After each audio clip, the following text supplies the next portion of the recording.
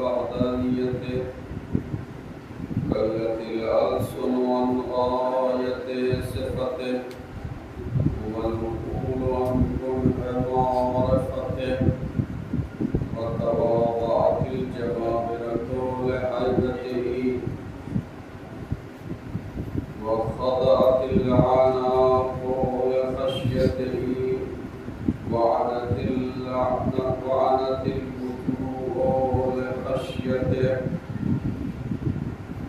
الصلاة والسلام على أنبيائه ورسله سيما خاتم النبيين سيد المرسلين شفيع المذنبين طبيب قلوب الصادقين حبيب إله العالمين أبي القاسم محمد وآله الطيبين الطاهرين المعصومين المظلومين المنتقمين المنتجبين المطهرين الذين أذهب الله عنهم الرجس وطهرهم تطهيرا. لا سيما بقية الله في الأرضين اللهم عجل لهم الفرج واللعنة دامت على أعدائهم ومنكر فضائلهم وغاصب حقوقهم وقتلتهم أجمعين من يوم عداوتهم إلى لقاء يوم الدين. أما بعد فقد قال الله تبارك وتعالى وقوله الحق وهو أصدق الصادقين. بسم الله الرحمن الرحيم.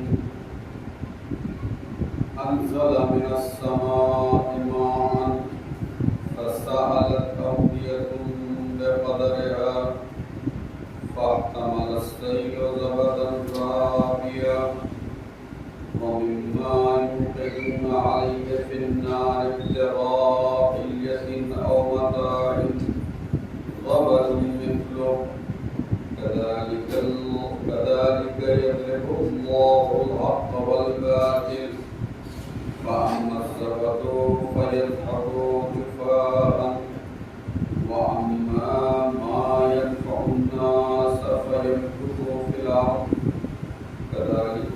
كذلك يضرب الله الأمثال.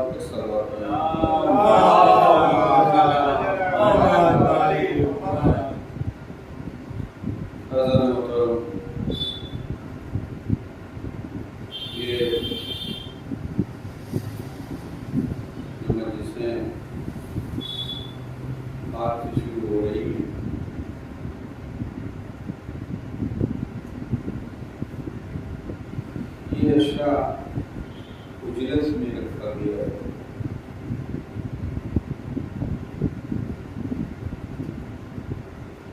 پراجی اس بات کی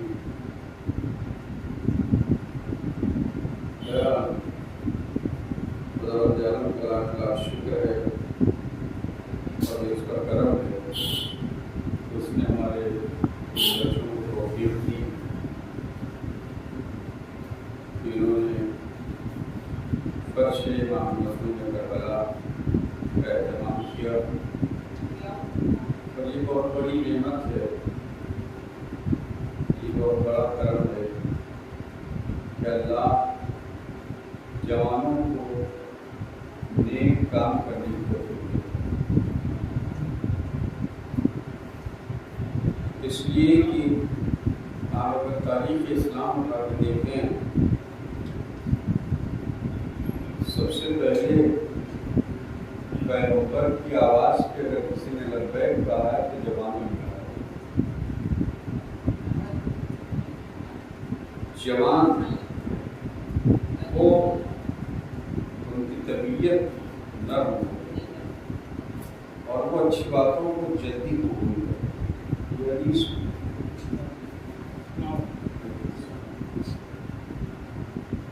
اور اسی لیے چھٹے امام بھی زیادہ جو توجہ دی ہے اور اپنے ساتھیوں سے آپ نے جو بھی تبلیغ کے لیے اور کہیں گئے کسی بھی تربیے میں امام تاکید کرتے تھے کہ جوانوں کے توجہ سے جوان وہ زیادہ اچھی باتوں کو جلدی ایکسپٹ کرتے، دل نرم ہوتے، آمادہ ہوتے بات کو قبول کرنے کے لیے، نیک کام کرنے کے لیے، بس یہ کہ کوئی حوصلہ دینے والا ہو۔ یہ فرشیادات بھی ہمارے جوان ساتھیوں نے دکھائی ہے، اور یہ واقعی اچھا کام ہے، اور صورت عالم جو ہے وہ زیادہ سے زیادہ توفیق دے، یہ ادائے سے شہداء میں بڑھ چڑھ کے حصہ لیں، اور زیادہ سے زیادہ جو ہے وہ ادائے سے شہداء برپا کریں۔ ایک صلوات پڑھیں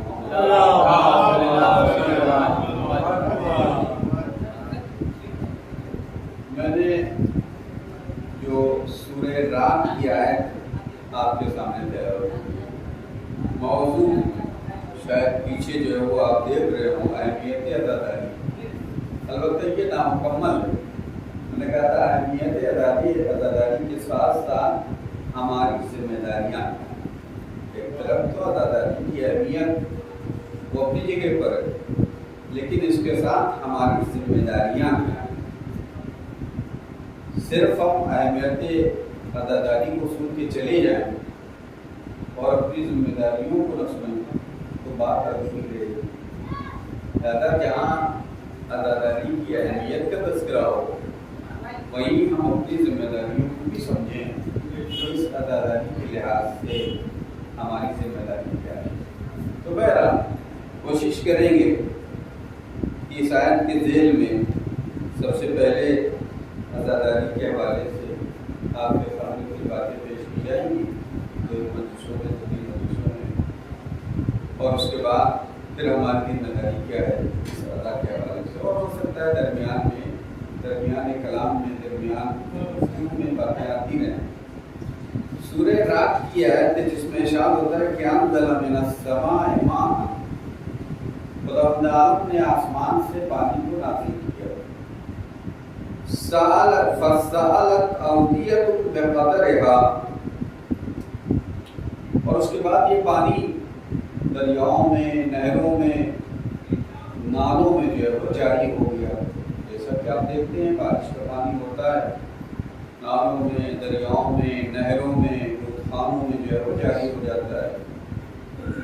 فاحتمل السیل زبدا رابیا، تو جب یہ پانی نہروں میں چلتا ہے، نالوں میں چلتا ہے، تو کیا کرتا ہے؟ اپنے ساتھ بہت سے وہ چیزیں جو بیکار ہوتی ہیں وہ سمیٹ کے چلتا ہے، ایک۔ اور دوسرے جب یہ پانی دریاؤں میں چلتا ہے، نہروں میں، تو آپس میں ٹکراتا ہے۔ آپ نے سمندر دیکھا ہو، سمندر میں موجیں جب آپس میں ٹکراتی ہیں تو کیا ہوتا ہے؟ اس پر حباب بنتی ہے، تیل بنتا ہے۔ اسی کو آیت کیا کری؟ فاحتمل السیل زبدا رابیا، تو یہ اپنے ساتھ وہ تیل، وہ حباب لے کے چلتا ہے۔ موجیں ٹکراتی ہے ایک دوسرے سے تو سفید سفید چھاگ بن جاتا ہے۔ یہ ایک بات۔ دوسری بات کیا ہے؟ وَمِمَّا يُوقِدُونَ عَلَيْهِ فِي النَّارِ ابْتِغَاءَ حِلْيَةٍ أَوْ مَتَاعٍ زَبَدٌ مِثْلُهُ، زبد کہتے ہیں جان، اور اسی طرح سے جب آگ میں زیورات بنانے کے لیے سونا یا کوئی دھات ڈالی جاتی ہے، پکایا جاتا ہے، تو کیا ہوتا ہے؟ زبد مثلہ، تو وہاں میں بھی کیا ہوتا ہے کہ جو جھاگ ہوتا ہے یا جو میل ہوتا ہے وہ کیا ہوتا ہے؟ وہ اوپر آ جاتا ہے۔ دریا میں جب پانی چلتا ہے، ٹکراتا ہے، تو وہ گندگی اور وہ جھاگ سب اوپر آ جاتا ہے، پانی نیچے ہوتا ہے۔ اسی طرح سے جب زیورات بنانے کے لیے یا برتن بنانے کے لیے تانبا پگھلایا جاتا ہے، سونا پگھلایا جاتا ہے، دھات پگھلائی جاتی ہے، تو کیا ہوتا ہے؟ وہ جھاگ، وہ میل جو ہے وہ اوپر آ جاتا ہے۔ اور اصل کیا چیز ہوتی ہے؟ جو اصل چیز ہوتی ہے وہ نیچے رہتی ہے. قرآن کہہ رہا ہے کذالک یضرب اللہ الحق والباطل. یہ دو مثالیں قرآن نے دی ہیں. اور اس بات خدا کیا کہہ رہا ہے کہ اسی طرح سے اللہ حق کو باطل کی مثال دیتا ہے.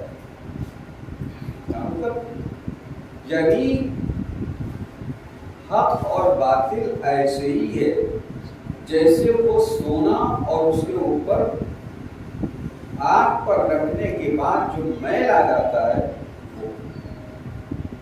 حق اور باطل ویسے ہی جیسے پانی اور اس پر جھاگ جمع ہو گئے.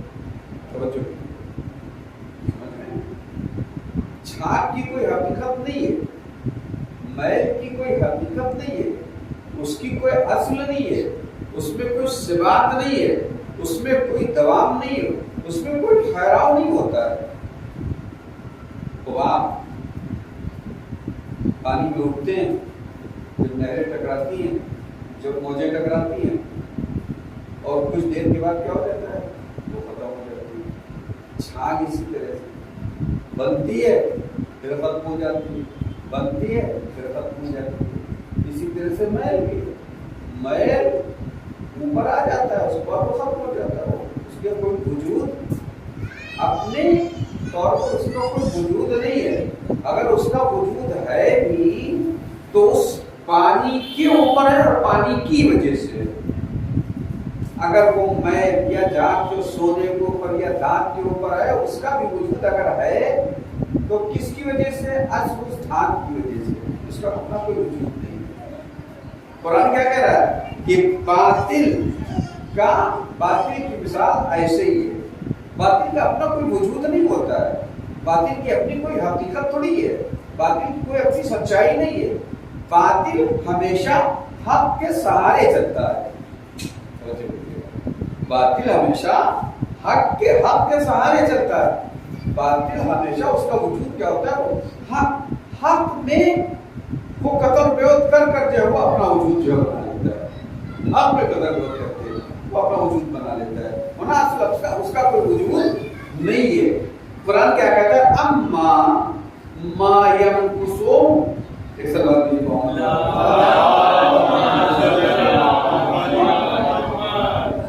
اما فما ينقصو فاما الزبد فيذهب جفاء واما ما ينفع الناس فيمكث في الارض كذلك يضرب الله الامثال.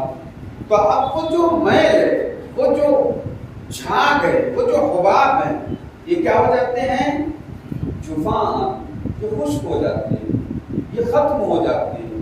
ان کا ایک دن ان کی فنا لکھی ہوئی ہے, ایک دن یہ فنا ہوں گے.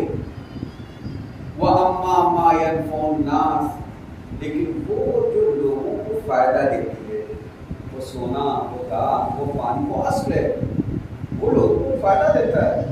فَيَمْكُثُ فِي الْأَرْضِ, خدا اسے زمین پہ باقی رکھتا ہے, خدا اسے زمین پہ باقی رکھتا ہے. اور پھر یہی جملہ كَذَلِكَ يَضْرِبُ اللَّهُ الْأَمْثَالَ, اللہ اسی طرح مثالیں بیان کرتا ہے. اب قرآن مجید کو دیکھیں, مثالوں سے بہت سہارا لیا گیا ہے. بہت زیادہ قرآن مجید میں حق اور باطل, صحیح اور غلط کو سمجھانے کے لیے مثال کا سہارا لیا ہے, مثال سے سمجھایا گیا ہے. کیوں؟ اس لیے کہ مثال سے انسان جو ہے ذہن جو ہے وہ جلدی اصل بات سے قریب ہو جاتے ہیں, مطلب سے قریب ہو جاتے ہیں.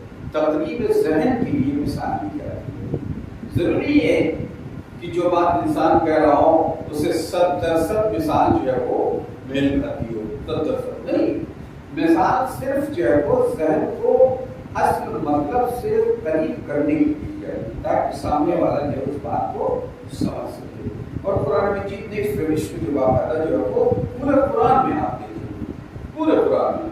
کہیں وہ مچھر سے مثال دیتا ہے, کہیں وہ باطل کی مثال مکڑی کے جالے سے دیتا ہے. خدا کے علاوہ جتنے بھی یہ معبود ہیں بنائے ہوئے اپنے ہاتھ سے, ان کی مثال کسے دیتا ہے؟ کمثل العنکبوت, مکڑی کے جالے سے دیتا ہے. تو اس طرح سے قرآن مجید میں ایک مثالوں کے جو ہے وہ ڈھیر ہے جس کے، اور اس میں باقاعدہ ایک تفسیر ہے، تفسیر امثلہ اس طرح سے ہے مکرم شیعہ کی شاید، جس میں ساری وہ آیتیں جس میں مثالیں اس کو جمع کیا ہے۔ تو یہ مثال کیا ہے؟ مثال کس چیز کی؟ حق اور باطل کی مثال، یہ دو چیزوں کے ذریعے سے، ایک پانی اور چھاگ کے ذریعے سے، اور دوسرے سونا اور دھات، اور اس کے اوپر وہ جو چھاگ اور میل جمع ہوتا ہے۔ اور اس کے بعد انہوں نے کہا کہ ہاتھ وہ ہے کہ جو باقی رہتا ہے، باطل باقی رہنے والی چیز، ان الباطل کان زہوقا، باطل تو ایک دن جانے والا ہے ہی ہے۔ اب آپ اس اگر قرآن مجید میں، قرآن مجید اگر ہم پڑھتے ہیں اور قرآن مجید پہ اگر ہمیں ایمان ہے کہ یہ جو آج کے حالات ہیں اسے کبھی گھبرانے کی ضرورت نہیں، یہ سب باطل ہے، ان کا اپنا کوئی وجود نہیں ہے، ان کی اپنی کوئی حقیقت نہیں ہے، یہ فقط ایک جھانک کی معنی ہے، جھانک کی معنی، بس 3-4 مہینے اس کے بعد ان کا وجود ختم ہو جائے گا، پھر یہ نہیں رہیں گے، ان کا وجود ختم ہو جائے گا۔ کتنے سال تم رہو گے، کتنے سال تم حکومت کرو گے، چٹ اس کے بعد ان کا وجود ختم ہو جائے گا۔ تو باطل ہاں ممکن ہے حق کو اپنی بقا میں مشکلات کا سامنا کرنا پڑے، امتحانات سے گزرنا پڑے، یہ ممکن ہے، لیکن حق کبھی بیٹھنے والا نہیں، حق کبھی فنا ہونے والا نہیں، حق کبھی ختم ہونے والا نہیں، باطل اور اس کی زندہ مثالات دیکھیے۔ آج آپ جس فرش میں بیٹھے ہوئے ہیں، یہ فرش ادائے حسین ہے، یہ ادائے سید الشہداء، کب اس کے اوپر حملہ نہیں کیا گیا؟ آج کوئی نئی چیز تھوڑی ہے، کب اس کو مٹانے کی کوشش نہیں کی گئی، کب اس کو ختم کرنے کا جو ہے وہ کوشش ہے؟ حکومتیں اس ذکر حسین، اس عزاداری، اس نام حسین کو مٹانے کے لیے حکومتوں نے اپنا سب کچھ سرمایہ لگا دیا، طاقت لگا دی، پروپیگنڈا مشینیں لگا دی، سب کچھ لگا دیا۔ آپ بنی میاں اور عباس کی تاریخ اٹھا کے دیکھیے، کیا نہیں کیا گیا شیعوں کے ساتھ، کیا نہیں کیا گیا آل محمد کے چاہنے والوں کے ساتھ، کیا نہیں کیا گیا ظاہرین کربلا کے ساتھ، کیا نہیں کیا گیا مجالس حسین برپا کرنے والوں کے ساتھ۔ آج آپ الحمدللہ بہت آزاد ہیں، آپ آزاد طریقے سے مجلسیں کر رہے ہیں، ٹھیک ہے تھوڑی بہت پابندی ہے، حالات ایسے ہیں، کچھ سیاسی باتیں، سب حالات ایسے نہیں ہیں، کچھ سیاست بھی ہے، لیکن کچھ بھی ہو آپ آج یہاں بیٹھے ہوئے فرش پر آزادی سے بیٹھے ہوئے ہیں، سکون سے بیٹھے ہوئے ہیں۔ لیکن ایک دور وہ تھا کہ اگر مجلسیں گھروں میں ہوتی تھی تو پتھر آتے تھے، ظالم گھروں میں گھس آتے تھے، گرفتار کر کے لے جاتے تھے۔ آپ توجہ کیجئے، چھٹے امام کا دور ہے، ایک سلوات دیجئے چھٹے امام کے دور میں امام کے صحابی اگر کوئی مجلس، کوئی ذکر حسین کرنا چاہتے تھے تو رات کی تاریکی میں گھر میں چراغ بجھا کر، اور بس چند صحابہ جو معتبر ہوتے تھے، جانتے تھے کہ ہاں یہ واقعی امام کے سچے صحابی ہیں، ان کو کسی بہانے سے جمع کیا جاتا تھا ایک گھر میں، اور پھر وہاں نکلے ہو سکتا۔ کتنی مشکل سے کہ اگر حکومت کو پتہ چل گیا، جاسوسوں کو پتہ چل گیا تو ابھی حملہ ہو جائے گا، گرفتار کر لیا۔ تو اس دور کی عزاداری اور آج ہماری عزاداری الحمدللہ بہت ہم آزاد ہیں۔ تو آپ اندازہ لگائیے کہ کتنی کوشش کی گئی اس ذکر حسین کو مٹانے کی، اس عزاداری کو ختم کرنے کی۔ حکومتوں نے خزانوں کے منہ کو بے تحاشا پیسہ پایا گیا، یہ ذکر نہیں ہونا چاہیے، یہ فرشیدہ نہیں بیچنا چاہیے، یہ ظاہرین کربلا نہیں جانا چاہیے۔ طاقت جتنی تھی، فوج، پولیس، جو کچھ تھا وہ بھی لگا دیا گیا۔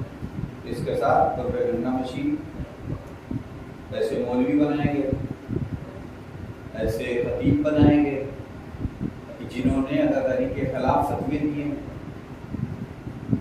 امام غزالی کا فتویٰ آپ کے سب کے سامنے ہے کہ ذکر حسین حرام ہے، ذکر حسین نہیں کیا جائے۔ کیوں؟ اس لیے کہ اس سے جو ہے وہ صحابہ کی منقصد ہوتی ہے۔ غزالی کا فتویٰ ہے، فتوے دیے گئے، سب کچھ کیا گیا۔ کیا نہیں کیا گیا؟ سب کچھ کیا گیا، لیکن کرنے والے، بٹھانے والے آج ان کا نام و نشان نہیں ہے، نہ ان کی حکومت ہے، نہ ان کا نام ہے، ان کی قبروں تک پتہ نہیں ہے۔ لیکن جس کا ذکر مٹانا چاہ رہے تھے، آج اس کا روضہ بھی آباد ہے، اس کا ذکر بھی ہے، اس کی فرش اعضا بھی بچ رہی ہے۔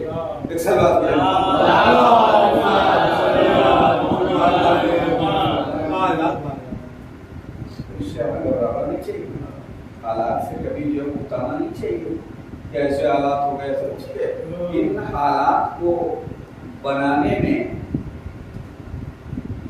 جہاں دوسروں کا ہاتھ ہے وہی اپنے بھی نادان لوگ، اشارہ کرو، میں کچھ کہنا نہیں چاہ رہا ہوں کسی کو، جہاں غیر ہیں، جہاں دشمن ہیں، وہاں اپنے بھی نادان، اپنے بھی جسے کہ غیر شعوری انسان ہے،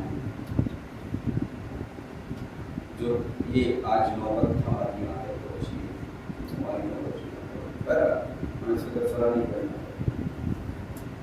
یہ عزاداری کیا ہے؟ یہ حق اور حقیقت، اور حق اور حقیقت ہمیشہ باقی رہے گا، اس کو کوئی دنیا کی طاقت مٹا نہیں سکتا۔ کیوں؟ اس لیے کہ اس کی بقا کی ذمہ داری خدا نے، خدا کہہ رہا ہے فَيَمْكُثُ فِي الْأَرْضِ مَا يَنْفَعُ النَّاسَ أَمَّا مَا يَنْفَعُ النَّاسَ فَيَمْكُثُ فِي الْأَرْضِ، جس میں انسانیت کا فائدہ ہے، جس میں لوگوں کا فائدہ ہے، خدا بند عالم اس کو باقی رکھتا ہے، خدا بند عالم اس کو باقی رکھتا ہے۔ تو خدا جس کی بقا اور خدا جس کی حفاظت کی ذمہ داری لے، وہ مٹنے والا نہیں، وہ ختم ہونے والا نہیں ہے۔ وہ چاہے تھوڑی دنیا جو ہے وہ زور آزمائی کر لے، طاقت لگا دے، لیکن وہ کبھی ختم نہیں ہوگا۔ ہاں حالات ٹھیک ہے، یہ ہے کبھی حق کو ناصر مددگار زیادہ مل گئے تو وہ زیادہ شان سے آگے بڑھتا ہے، کبھی ناصر مددگار کم ملتے ہیں، باطل کو زیادہ مل جاتا ہے تو باطل اپنا غلبہ کر لیتا ہے کچھ دنوں کے لیے، لیکن کبھی حق مٹنے والا نہیں ہے۔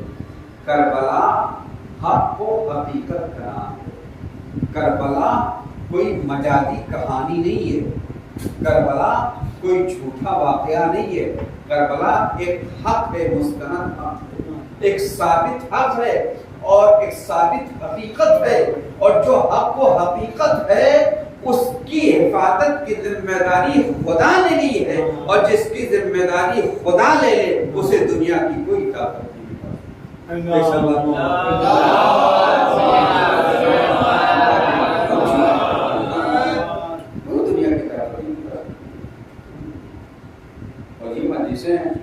کبھی ہم آپ یہ نہ سوچیں، ہمارے آپ کے دماغ میں آ جائے کہ ہم فرشیدہ بچا رہے ہیں اس لیے یہ مجلسیں ہو رہی ہیں، ہم ماتم کرتے ہیں اس لیے حسین کا ماتم زندہ ہے، ہم اپنے ادارانے سجائے میں اس لیے یہ کربلا زندہ ہے۔ کبھی بھی اپنے دماغ میں، اپنے ذہن میں ایسا پیدا نہیں ہے۔ یہ عزاداری، یہ نام حسین، یہ کربلا جو زندہ ہے، اس کا محافظ پروردگار عالم ہے۔ پوری دنیا حسین کے خلاف ہو جائے، حسین کی فرشیدہ نہ بچھائے، تب بھی عزاداری اس کائنات میں خدا بند عالم کرائے گا اپنی مخلوقات کے ذریعے سے۔ ہم نہیں کریں گے تو ہماری جگہ دوسری مخلوق پیش کرائے گا۔ ہم نہیں فرشیدہ بچھائیں گے تو خدا بند عالم دوسرا انتظام کرے گا، لیکن حسین جیسا ہوگی، حسین کا ماتم ہوتا ہے، اس میں ہمارا کوئی کمال نہیں ہے، بلکہ یہ عزاداری، یہ کربلا، اس سے ہماری زندگی وابستہ ہے، اس سے ہماری حیات وابستہ ہے، اس سے ہماری زندگی، ہم زندہ ہیں اگر ہم نے کربلا کو چھوڑ دیا تو جس سے دوسری قومیں مردہ ہو گئی ہیں، ہم بھی مردہ ہو گئے۔ دیکھیے موت اور زندگی ایک ظاہری ہوتی ہے اور دوسری معنوی ہوتی ہے۔ ظاہری کیا یہی حیوانی زندگی، چلتے پھرتے رہتے ہیں، کھاتے پیتے رہتے ہیں، بولتے رہتے ہیں، یہ ظاہری اور باطنی زندگی، اس کی اسلام کی کوئی حقیقت ہے نہیں، یہ جانور اور حیوانوں والی زندگی ہے۔ مانوی زندگی کیا ہے؟ مانوی زندگی انسان کی روح زندہ ہو، انسان کا دل زندہ ہو، انسان کا قلب زندہ ہو، یہ ہے مانوی زندگی۔ اور یہ مانوی زندگی ہماری کربلا سے وابستہ ہے۔ دوسروں کے پاس یہ زندگی ہے ہی نہیں۔ دوسرے جو کچھ بھی کر رہے ہیں وہ ایک حیوان کے اعتبار سے جو جی رہے ہیں، ایک حیوانی زندگی جی رہے ہیں، بس کھا لیا پی لیا، اپنی خواہشات کو پورا کر لیا، اپنی شہوات کو پورا کر لیا، بس کیا ہو۔ لیکن جو علی کا چاہنے والا ہے، جو امام حسین کا چاہنے والا ہے، جو کربلا سے وابستہ ہے، اس کے پاس مانوی زندگی، اس کے پاس حقیقی زندگی ہے، اس کے پاس روحانی زندگی ہے۔ وہ صرف یہ نہیں ہے کہ بس کھانے پینے تک محدود ہے، نہیں، بلکہ حسین سے جو وابستہ ہو جاتا ہے وہ خود بھی کھاتا ہے، غریبوں کو بھی کھلاتا ہے، وہ خود بھی زندہ رہتا ہے اور دوسروں کو بھی زندہ رہنے کی تلقین کرتا ہے۔ ایک سلوات دیجیے۔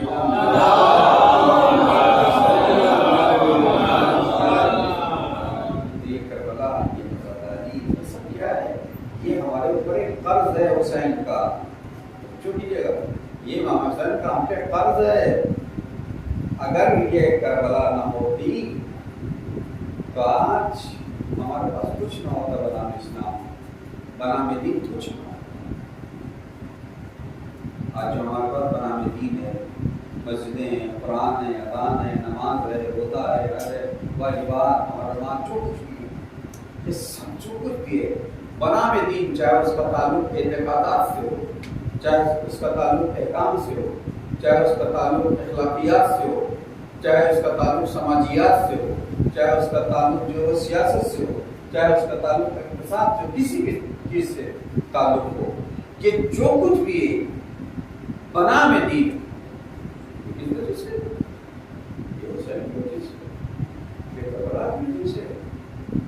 اگر امام حسین صاحب نے اتنی بڑی قربانی نہ دی ہوتی تو آپ تصور کر سکتے ہیں کیا اسلام کا چہرہ کیا ہوتا؟ آپ سوچ سکتے ہیں اسلام کس صورت میں ہمارے پاس ہوتا؟ حقیقی اسلام نہ ہوتا۔ آپ شادی واقعہ آپ کو سناؤ کہ کیا عزائم تھے بنی ہوئی، کیا تھے، خصوصاً معاویہ کے عزائم کیا تھے اس دین کے بارے میں، اس اسلام کے بارے میں۔ واقعہ ملتا ہے، اس واقعے کے بعد اپنے بجستا ہوں، کل سے آپ کا ٹائم کیا ہے، میں ٹھیک 8:15 بجے یا 8:20 تک میں بیٹھ جاؤں۔ اگر آپ واقعی جو ہے وہ امام حسین سے اس سے محبت کرتے ہیں تو بے خوف آپ فرش ادا پہ آئیں، بے خوف کسی طرح کا، آپ اپنے محلے میں، آپ اپنے علاقے میں، آپ یہاں کر کے اس چیز کا بے خوف آپ آئیں اور وقت پہ آئیں، اور سب سے پہلے کوشش یہ کریں کہ آپ فرش ادا کو پہلے بھریں۔ یہ جو ایک ہمارے یہاں جو ہے وہ فیشن چل گیا ہے کہ فرش ادا خالی رہے اور باہر کھڑے رہیں گے۔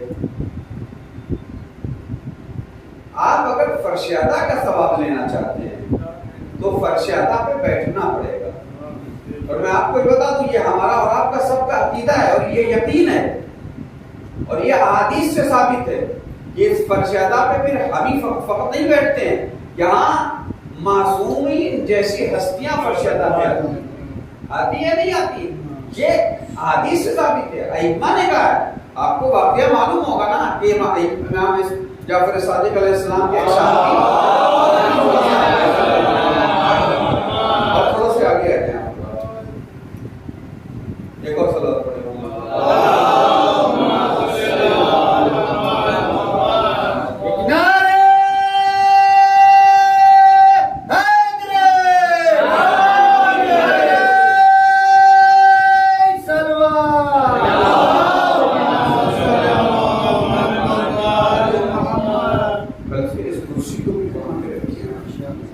تاکہ سامنا ہو جائے، اس طرح سے مجھے جو میدان کر ترتیب سیدھے ہونا چاہیے، تو کرسی یہاں پہ ہونا چاہیے. ایک سلوات پر محمد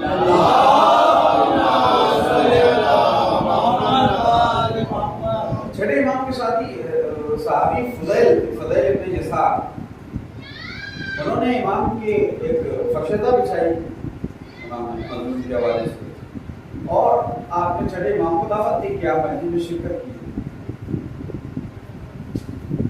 پوری مجلس ہو گئی، فضیل انتظار کرتے رہے کہ میرا امام کہاں ہے. اس کے دن تو مولا روایت ہے مختلف طریقوں سے کہ مولا آپ تشریف نہیں لائے، میں نے آپ کی جد کی فرشتہ بچھائی، آپ تشریف نہیں لائے. کہاں؟ میں گیا، میں تھا مجلس میں، اور جب تم باہر دروازے سے نکل رہے تھے جہاں مومنین کے جوتے تھے، چپل تھے، تم نے وہاں دیکھا کہ ایک سفید لباس میں شخص تھا، تم نے دھیان نہیں دیا. کہاں میں وہی تھا، میں وہی. فضیل نے کہا مولا آپ اندر کیوں نہیں تشریف لائے؟ میں اندر آپ کو تشریف لانا چاہیے فرش پہ. کہا میں اندر جانا چاہتا تھا لیکن یہ امام کہتے ہیں میری نظر پڑی کہ صدر مجلس میں میری جدہ فاطمہ تشریف لائی، اس لیے میری ہمت نہیں ہوئی کہ میں وہاں آ جاؤں. یہ چھٹے امام کی روایت ہے، اور ہمارے یہاں مستند روایت ہے. اس کا مطلب ہے کہ ہماری مجلسوں میں البتہ اس کے شرائط ہیں، بتا دوں مجلسیں ہماری جو ہے وہ آگے آئے گی بات اس طرح ہماری آزاداری کن کن مصیبتوں کا شکار ہو رہی ہے. لیکن اگر واقع مسجد اللہ کے لیے رضائے خدا کے لیے رکھی گئی ہے تو یقیناً معصومین آتے ہیں. تو آپ سب بتائیے کہ معصومین تو فرش ادا پہ بیٹھے ہیں اور آپ باہر کھڑے رہے، یہ توہین معصومین ہے یا نہیں؟ فرش ادا پہ آئے، یہ کون سا فیشن ہے؟ فرش ادا پہ جب آپ بیٹھیں گے تو آپ کی توجہ ظاہر کی طرف رہے گی. دیکھیے کسی بھی چیز کو سننے کے لیے جب تک ذہن کو ایک سمت مرکوز نہیں کریں گے اس وقت تک بات سمجھ نہیں آئے گی. سڑک پہ گڑے رہیں گے، ادھر سے گاڑی آ رہی، ادھر سے گاڑی آ رہی، ادھر فون آ گیا، ادھر کسی کی بیل بج گئی. آپ کا ذہن جو ہے وہ اصلاً یکسوئی نہیں حاصل کر سکتا ہے. ذہن اگر آپ چاہتے ہیں کہ یکسوئی حاصل ہو تو آپ کو فرش ادا پہ آنا پڑے گا، اور جب تک ذہن میں یکسوئی نہیں آئے گی اس وقت تک جو مطالب بیان کیجیے گے وہ اسے بھی نہیں جماؤں گے. مجلس ہو جائے گی، ایک قدم آگے بڑھائیں گے سب بھول جائیں گے پتہ نہیں کہ وہاں نے کیا کہا. اکثر ایسا ہوتا ہے، اور آپ دیکھیے پیغمبر کی بس میں بھی ایسے لوگ ہوتے تھے. سورہ محمد اٹھا کے دیکھیے تو اس میں ارشاد ہوتا ہے کہ پیغمبر کے آس پاس بیٹھنے والے لوگ بیٹھتے تھے اور پیغمبر جو بیان کرتے تھے سنتے رہتے تھے، لیکن جیسے مسجد سے نکلتے تھے تو کہتے تھے ماں کا کالا نفا، یہ ابھی پیغمبر کیا کر رہے تھے. کس سے؟ جو صاحبان علم تھے ان سے پوچھتے تھے کہ ابھی پیغمبر کیا کر رہے تھے. اس کا مطلب ہے کہ دماغ تھے وہ پیغمبر کے ساتھ، لے دماغ وہاں نہیں تھا. وہاں بھی تو یہاں بھی ہمارے یہاں بات ایسے ہو جاتا ہے، مجلس آتے ہیں سنتے ہیں اور بعد میں پوچھتے مولانا کیا کہہ رہے ہیں. کیوں؟ اس لیے کہ یکسوئی نہیں ہوتی ہے آپ کی مجلس کی طرف. 10 طرح کے خیالات لے کے آپ یہاں بیٹھے ہوئے ہیں. گھر کا ٹینشن فرش ادا پہ لے کے بیٹھے ہوئے ہیں، بیوی سے جھگڑا ہو گیا یہاں فرش ادا پہ لے کے بچہ آئے ہیں. نہیں، جب آپ فرش ادا پہ آئے سارے ٹینشن باہر رکھے ہیں، سب کچھ باہر چھوڑ دیے، صرف حسین کے لیے آئے. تو اگر آپ یہ سب عادتیں اختیار کریں گے تو مجلس سے فائدہ ہوگا. وہیلا کہ اگر اپنی وہی پرانی عادتیں رکھیں گے باقی تو یہ مجلسیں جیسی ہو رہی ہیں رسمی ایسی ہوتی رہیں گی، اس سے کوئی فائدہ ہوگا نہیں. ایک سوال کیجیے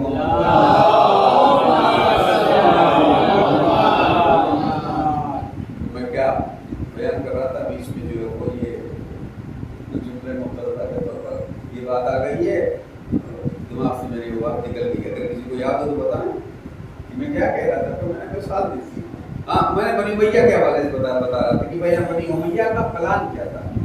مطرف ابن مغیرہ ابن شعبہ کا بیٹا ہے مطرف. مغیرہ اور معاویہ یہ جسے کہیے جو ہے وہ دانت کاٹی روٹی، ایسے ان کے درمیان میں رابطہ تھا دوستی۔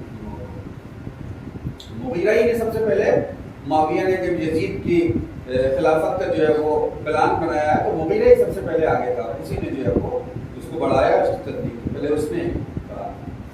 تو یہ دونوں جو ہیں وہ رات میں بیٹھ کر باقاعدہ، جیسے بیٹھکیں نہیں ہوتے ہیں آپس میں، دوست بیٹھتے ہیں باتیں کرتے ہیں، یہ مغیرہ ہر رات معاویہ کے ساتھ رات میں بیٹھے کرتا ہے۔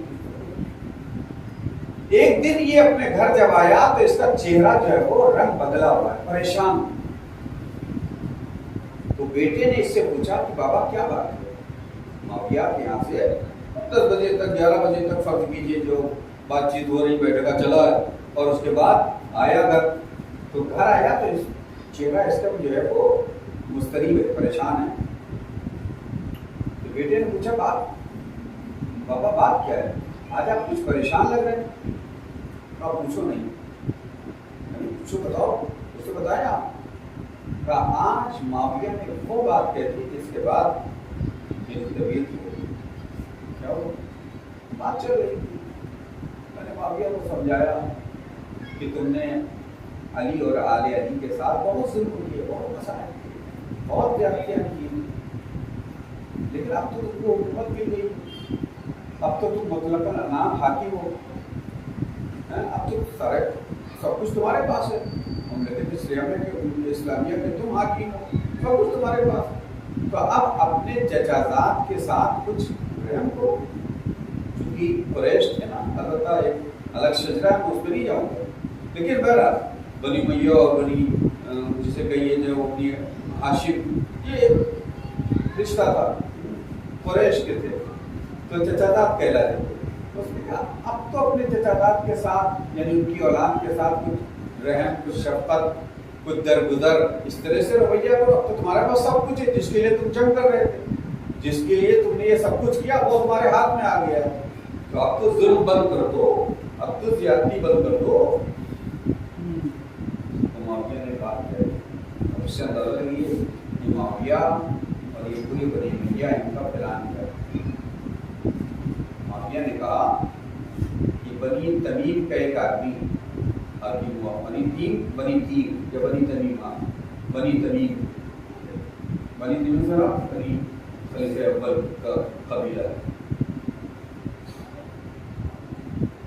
بنی تمیم ہے یا بنی تمیم، میرا تھوڑا سا اشتباہ ہو رہا ہے۔ تو اس قبیلے کا ایک شخص جو وہ حاکم ہوا، نام لے کے اس نے کہا، میں نام نہیں لے رہا ہوں، اور اس نے حکومت کی 2 سال 3 سال جو کچھ کیے اور جو کام کیے، لیکن جب اس دنیا سے چلا گیا ہے اور آج اس کا کوئی نام لینے والا نہیں، ماتا ختم ہو گئے۔ آج جو بھی انہوں نے کارنامے کیے ان کو نہ کوئی یاد کرتا ہے، نہ ان کا کوئی نام لینے والا ہے۔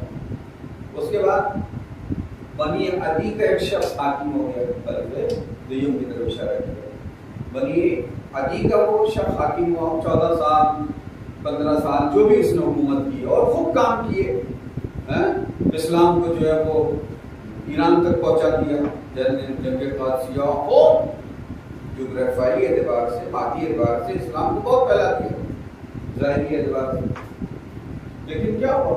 اب یہ چلے گی، آج کوئی نام لینے والا نہیں، کوئی نام لینے والا نہیں، ماں کا ہوا مر گیا، ختم ہو گیا، کوئی اس کا نام لینے والا نہیں، نہ اس کے کام کو کوئی یاد کرنے والا ہے۔ پھر اس نے پیغمبر کا نام نہیں لیا، بلکہ وہ بنیت جو دور جاہلیت میں پیغمبر کی توہین کے اعتبار سے لی جاتی ہے، اس بنیت سے پیغمبر کو یاد کر کے کہا کہ لیکن آج بھی دن میں 5 وقت اس شخص کا نام اذان میں لیا جاتا ہے، اور جب تک میں اس شخص کا نام نہ مٹا دوں اس وقت تک مجھے چین نہیں ملے گا۔ یہ ہے معاویہ کے الفاظ، اور یہ واقعہ اہل سنت کی کتابوں میں بھی موجود ہے۔ تو آپ اس سے اندازہ لگائیے کہ بنی امیہ اور معاویہ کا پلان کیا تھا، اسلام کو کس طرح سے یہ مٹانے کے در پہ، کس طرح سے ختم کرنا چاہتے تھے۔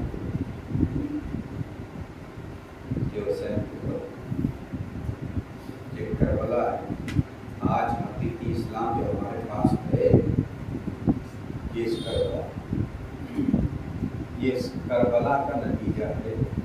اگر کربلا نہ ہوتی، اگر اتنی قربانیاں کربلا میں حسین نے نہ دی، اور اسلام میں محمدی نہ ہوتا، اسلام میں اموی ہوتا، بنی امیہ ہوتا. میرے جوانوں، اس کربلا کو سمجھنے کی کوشش کرو، اس کربلا کو اپنے دل میں بسانے کی کوشش کرو. کربلا صرف 1 گھنٹہ 2 گھنٹہ ماتم کرنے کا نام نہیں، ضروری ہے. توجہ کیجیے گا، ہو سکتا ہے میں سخت باتیں بھی کہوں، اس کو آپ برداشت کیجیے. دیکھیے ہم نے کربلا کو چند رسموں میں سمیٹ کے رکھ دیا ہے کہ بس یہ کر لیا تو گویا ہم نے کربلا کو یاد کر دیا. کربلا کا ہاتھ تھا، قطعاً کربلا کا ہاتھ نہیں ادا کر سکتے. آپ پوری زندگی کربلا کے لیے اپنے کو مٹا دیں تب بھی کربلا کا ہاتھ نہیں ادا کر سکتے. چند آنسوؤں سے، چند ماتمی دستوں سے، چند مجلسوں سے آپ یہ سمجھیں کہ ہم نے آپ کی آزاداری پورا کر دیا، ہم نے کربلا کو جو ہے وہ برپا کر دیا.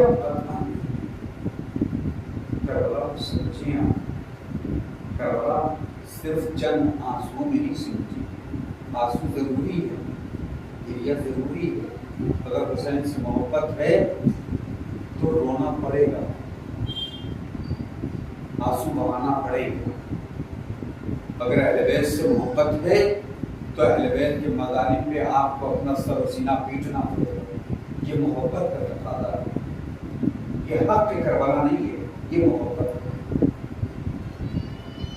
کربلا کا حق یہ ہے کہ ہم اپنے کو کربلا کے اصولوں میں ڈھالیں.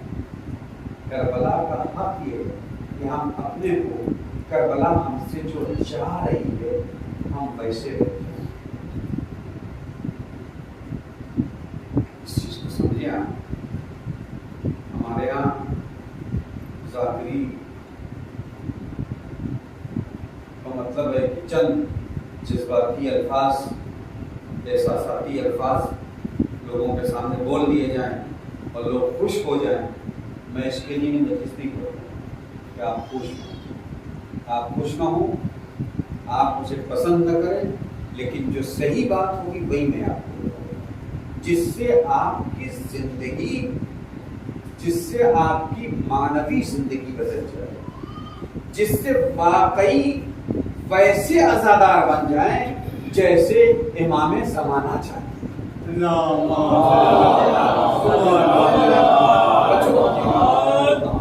میرے جوان، آج ہمارا امام کیوں پردے رہے ہوتے ہیں؟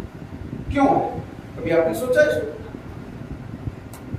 بھئی امام کی ذمہ داری کیا ہوتی ہے؟ امام کی ذمہ داری سب سے بڑی یہ ہوتی ہے کہ وہ امت اور اپنے چاہنے والوں کے درمیان میں آ کے ان کی ہدایت کرے، ان کے درمیان میں رہے. امام کی سب سے بڑی ذمہ داری یہی ہے کہ امت کے درمیان میں آئے، ان کی ہدایت کرے.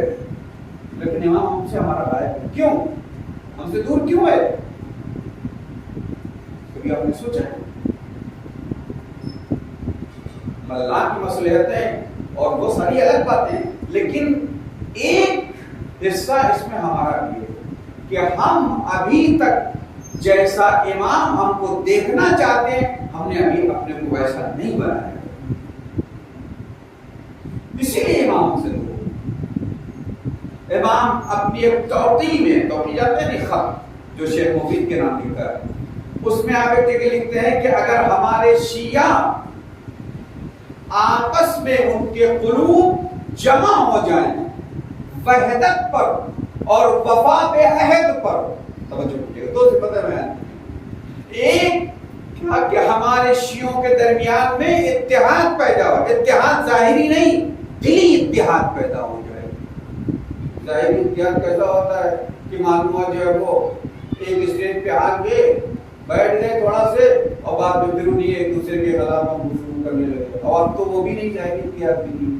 اب تو صورت حال یہ کہ کاش کسی ادا کے حوالے سے متحد ہو جاتے، ایک اسٹیج پہ آگے بیان دیتے، مطلب وہ اپنی جگہ بیان دے رہے ہیں، وہ اپنی جگہ بیان دے رہے ہیں، یعنی خود جس سے یہ دوسروں تک میسج جا رہا ہے کہ ہم، ہمارے لیڈر یا ہمارے رہنما خود نہیں متحد ہیں، اور یہ جو حکومتیں اسی سے فائدہ اٹھا رہی ہیں کہ جب یہ خود نہیں متحد ہیں تو ان کو قوم کی کیا فکر، ان کی قوم کیا کرے گی، ہے نہیں؟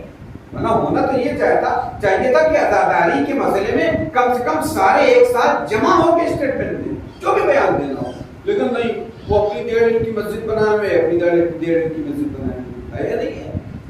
جبکہ امام یہ کہہ رہے ہیں کہ ہمارے شیعہ جب تک ان کے دل وحدت پہ جمع نہیں ہوں گے اور جب تک ان کے اندر عہد اور وعدہ وفائی نہیں پیدا ہوگی، اس وقت تک میں ان کے درمیان نہیں آ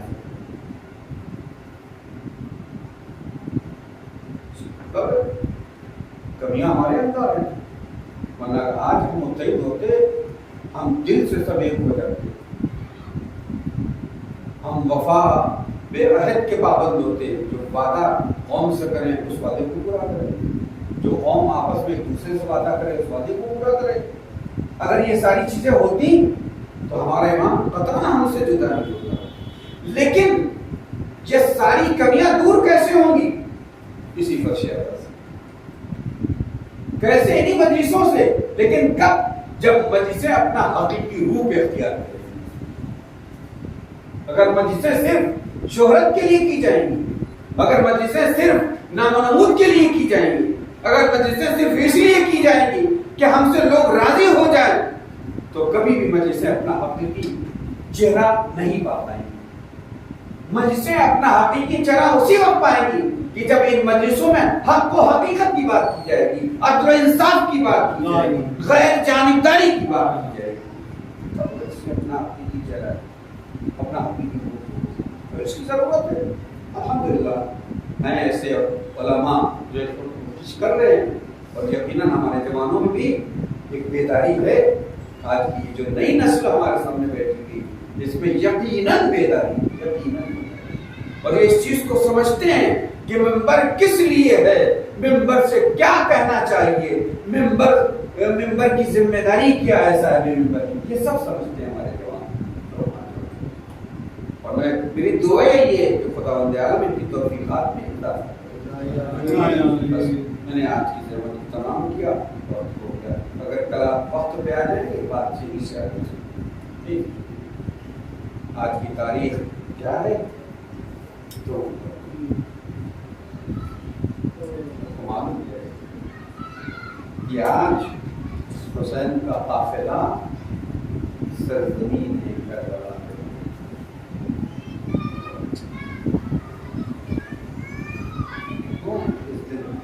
10 دن حسین پہ گریہ و ماتم لیتی ہیں، اور اس کربلا سے کچھ سیکھنے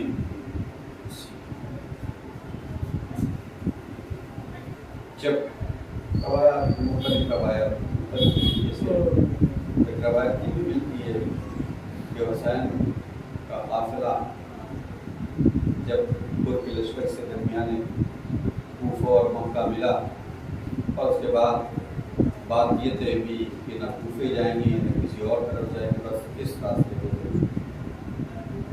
اور اسی راستے پہ امام حسین کا قافلہ اور کچھ دور ہٹ کر ترک لشکر چلتا رہا۔ جب زمین کربلا پہ امام حسین کا ٹکڑا پہنچا،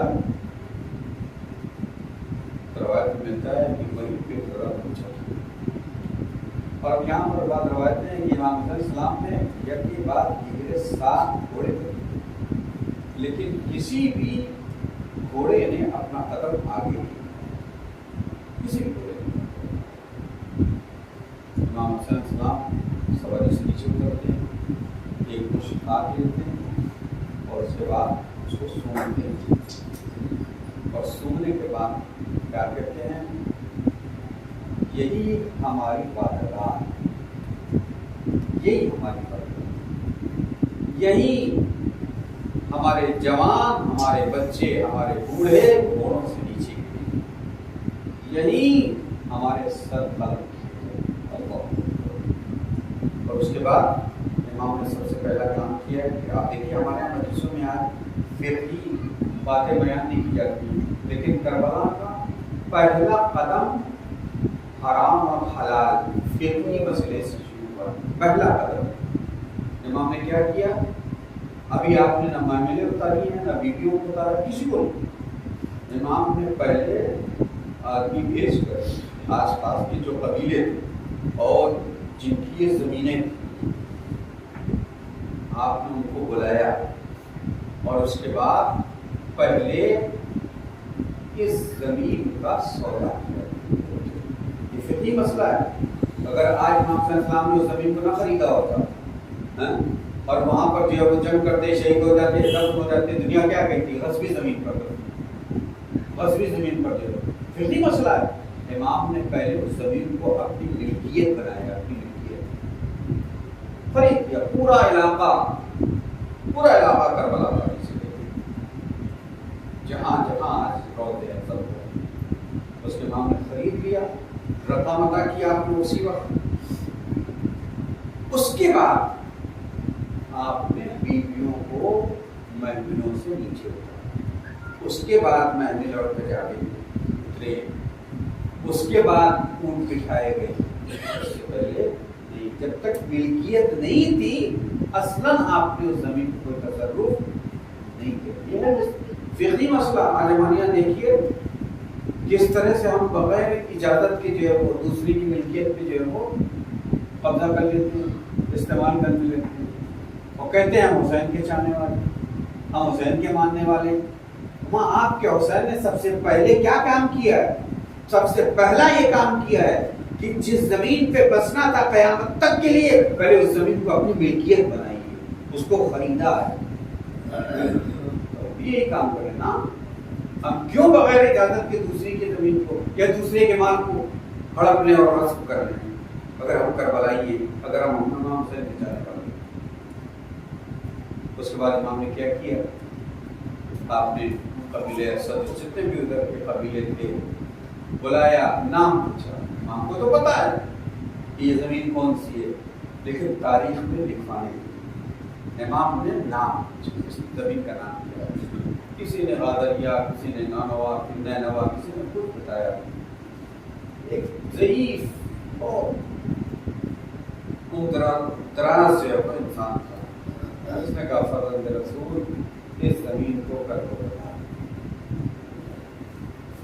حسین نے زمین کا نام سنا اور اس کے بعد آپ نے خیمے لگوائے۔ سب سے پہلے جو خیمے لگے وہ فرات کے کنارے، دریا کے کنارے پانی سے ٹکرا کے ہوا کی تھوڑی ٹھنڈی ہوتی ہے، پھر پانی کا بھی کیا آرام تھا۔ لیکن کیا حسین کے خیمے فرات کے کنارے رہے؟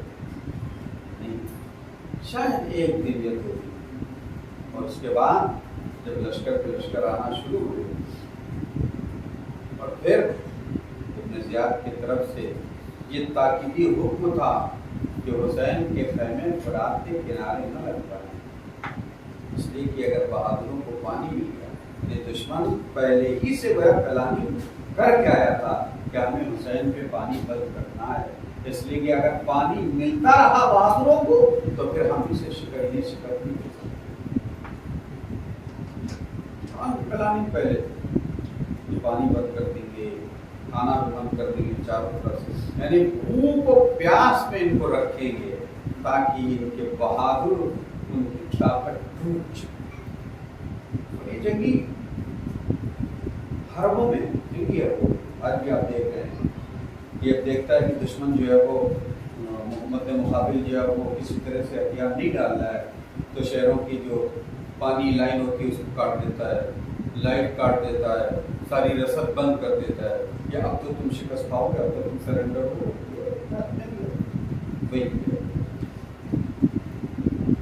امام حسین کے خیمے فرات سے پڑ گئے۔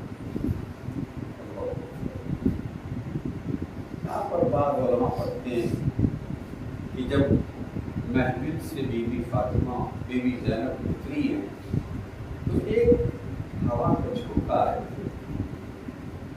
اور جس سے زینب کی چادر کچھ ہٹ گئی، اور جیسے ہی شہزادی نے قدم زمین کربلا پہ رکھا ہے تو آپ کا دل جو ہے بے چین، اور یہ ہوا کا جھونکا جس سے آپ کی چادر بھی الجھ گئی۔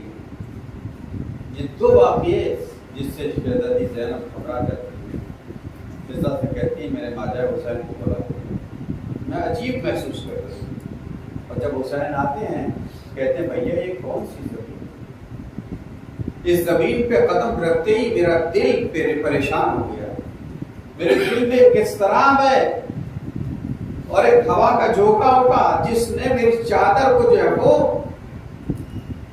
الجھا دیا۔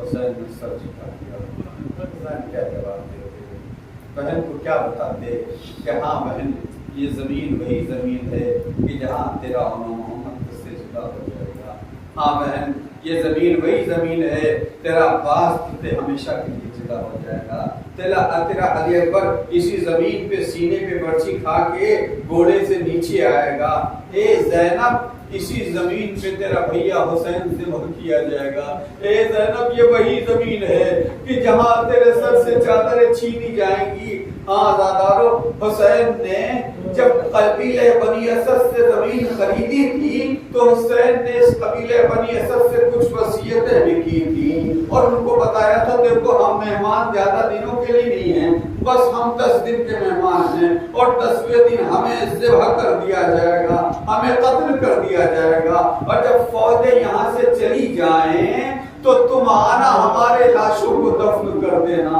اللہ اکبر، اگر فوجوں سے کوئی خوف ہو اور تمہارے مرد نہ سے عورتوں کی طرف مخاطب ہو کے امام نے کہا کہ اگر تمہارے مرد لشکر کے خوف کی وجہ سے نہ آ سکیں، ابن زیاد کے خوف کی وجہ سے ہمارے لاشوں کو دفن نہ کریں تو تم ان کو غیرت دلانا تاکہ ہمارے لاشیں بے گور و کفن نہ پڑے رہیں۔ اور اگر یہ عورتوں کی طرف آپ کے بچوں کی طرف مخاطب ہوئے اور بچوں سے کہا کہ اگر تمہارے ماں باپ ہمارے لاشوں کو دفن نہ کرے تو تم کھیلتے ہوئے آ جانا زمین کربلا پہ، اپنے چھوٹے چھوٹے ہاتھوں سے اپنی مٹھیوں میں زمین کربلا کی خاک اٹھانا، ہمارے جسموں پہ ڈال دینا۔ اللہ اکبر، حسین کو پتا تھا کہ شہادت کے بعد ہمارے لاشوں کے ساتھ کیا کیا جائے گا، ہمارے تن سے لباس بھی اتار لیا جائے گا، ہمارے لاشوں کو پامال کیا جائے گا، ہمارے لاشوں کو بے گور و کفن چھوڑ دیا جائے گا۔ میرا بیٹا سید سجاد زندہ تو ہوگا لیکن ہاتھوں میں ہتھکڑی ہوگی، پیروں میں بیڑیاں ہوگی، میری بہن تو ہوگی لیکن سر میں کوئی چادر نہ ہوگی جو میری میت پہ ڈال سکے۔ اسی لیے حسین نے وصیت کی تھی میرے لاشوں کو دفن کر دینا، لیکن کیا حسین کا لاشا دفن ہوا؟ 3 دن تک حسین کا لاشا بے گور و کفن زمین کربلا کے پاس۔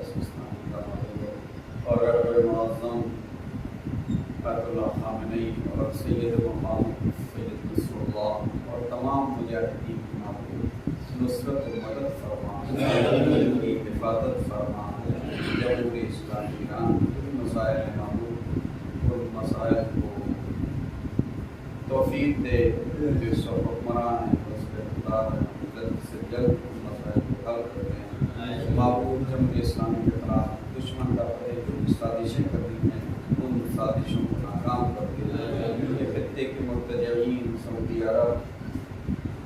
اسرائیل امریکہ اور جتنے بھی ہیں معمول اگر اصلاح کے لائق نہیں ہیں دل سے سب یہ قدرت کو ان سے چھین لے انہیں عذاب علیم میں مبتلا معمول ہماری اس خطا کو قبول فرما ہماری بچوں کو زیادہ سے زیادہ توفیق عنایت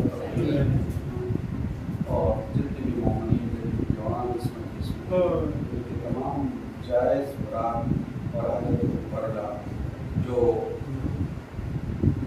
دستوں اور روزگار ماحول میں تمغر کر دیا روزگار فرما ہمارے مربین مغفرت فرما خصوصاً اس گھر کے جو مربین ہیں مغفرت فرما ماحول کے جو آسار حکومت والے